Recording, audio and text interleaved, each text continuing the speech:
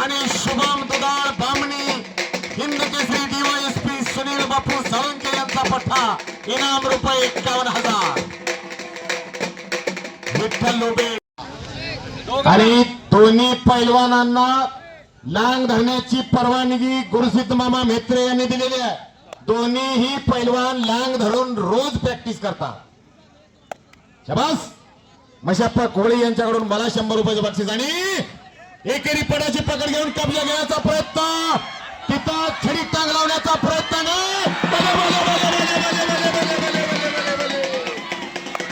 चौडेश्वरी माता की सप्रिया कुस्ती केसरी डीवायएसपी सुनील बापू साळुंके यांचा पट्टा विजय झालेला